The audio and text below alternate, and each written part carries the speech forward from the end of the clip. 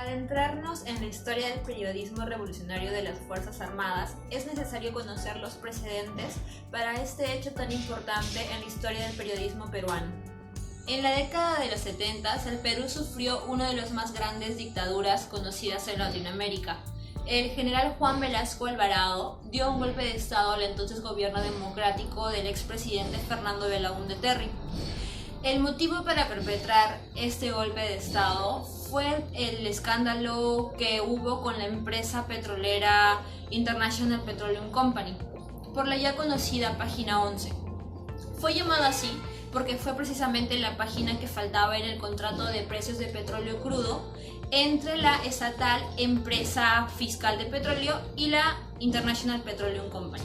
Fue entonces que después del complot que se armaría en conjunto con otros oficiales del ejército, entre ellos destacaban 4 coroneles: el coronel Rafael Hoyos Rubio, Jorge Fernández Maldonado, Leonidas Rodríguez Figueroa y Enrique Gallegos Venero. Estos oficiales se dedicaron previamente a estudiar la situación política, social y económica del Perú y concibieron un plan que a su juicio superaría la terrible crisis que agobiaba a la nación, accionando su plan el 3 de octubre de 1968. Este hecho provocó una división por parte de la prensa, donde muchos de ellos se encontraban a favor y otros en contra.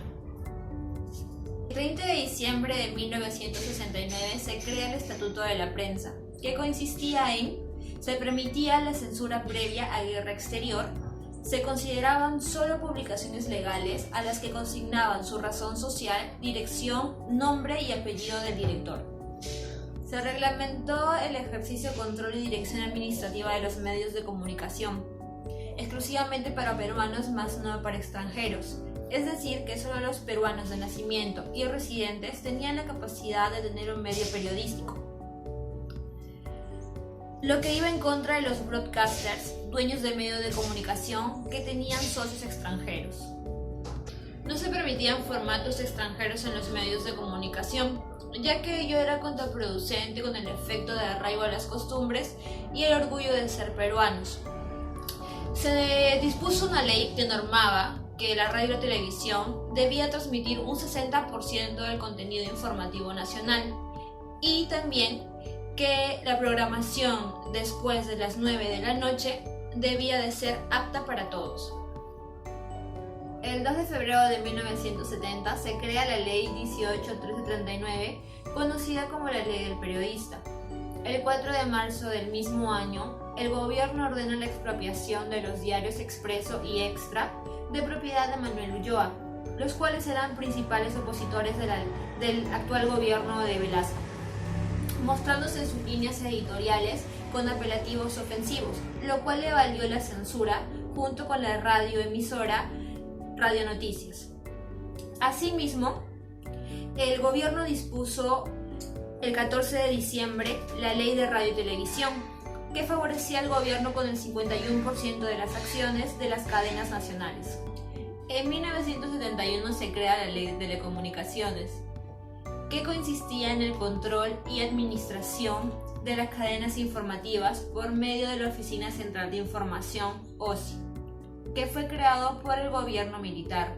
Este era un ente que se encargaba de la dirección de los medios escritos, que tenía por encargo filtrar el contenido que sería publicado en los medios escritos, en los periódicos, generando así una sola opinión, es decir, que la ciudadanía tenía la misma información pero con diferente imagen. En 1974 se crea el organismo estatal llamado Telecentro. Este organismo era el encargado de plantear las normativas para el desarrollo de actividades informativas y publicitarias a favor de la cultura y educación nacional. Asimismo, este servía de filtro para las publicaciones o información que se transmitía por la pantalla chica. Debido a ello, y a que Velasco erradicó la televisión comercial, ya que alegaba que esta era netamente lucrativa y no contribuía en el desarrollo de la sociedad, muchos canales de televisión tuvieron que cerrar, ya que no pudieron superar la crisis económica porque no contaban con ingresos. Los únicos medios televisivos que se mantuvieron en esta época fueron Panamericana, América Televisión y el Canal del Estado, actualmente TV Perú, debido a que se pusieron a disposición del Estado con directivos escogidos por el mismo gobierno. Asimismo, se constituyó el Sistema Nacional de Información, SINADI, que tenía como objetivo la politización de todos los medios, teniendo como ejecutor a la OSI.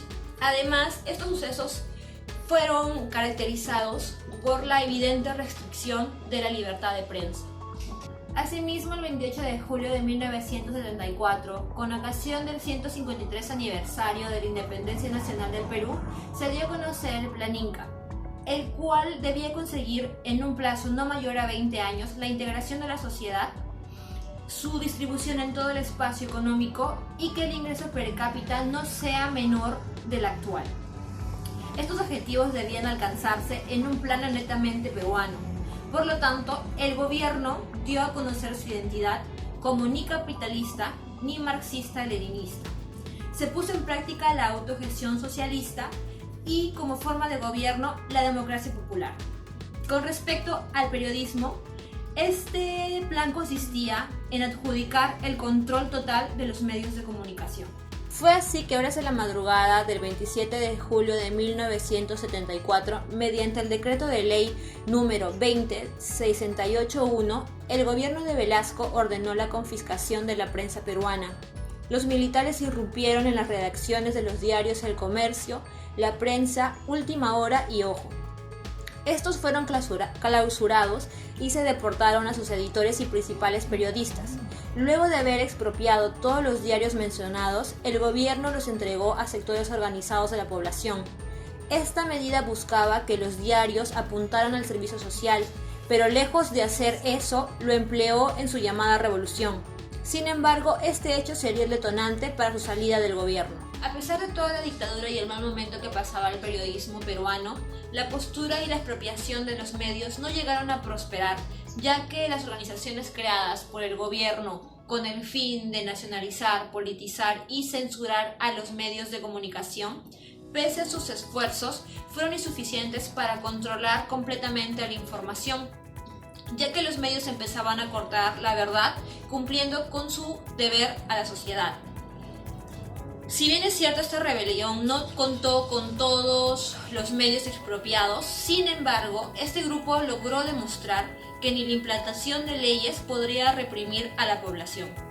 Así fue que la población limeña alzó la voz el 28, 29 y 30 de julio en huelgas que terminaron con más de 400 personas detenidas. Asimismo, la Marina de Guerra, en un acto institucional, tuvo la postura de rechazo frente a los mandatos autoritarios de Velasco desde Palacio de Gobierno, pues la motivadora herencia de Grau representaba una obligación moral de la institución de la nación en defensa de su libertad y justicia. Ya en el año 1975 la salud de Velasco se vio comprometida y es por esa razón que por las decisiones dentro de las Fuerzas Armadas, el 29 de agosto Francisco Morales Bermúdez asume la presidencia en un relevo institucional.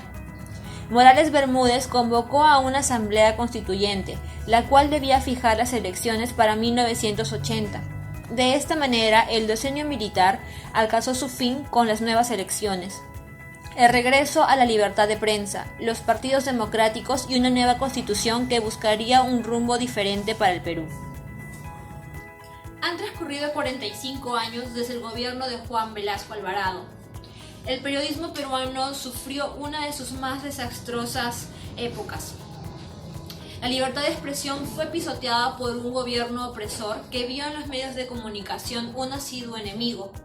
Tal vez desde una postura nacionalista, la idea de Juan Velasco Alvarado era inculcar a los peruanos el amor a la patria y saber o darnos a conocer de qué y quiénes está hecho el Perú. Sin embargo, la forma de ejecución de su plan no fue la mejor, ya que vulneró los derechos de los peruanos que debía de proteger con su gobierno.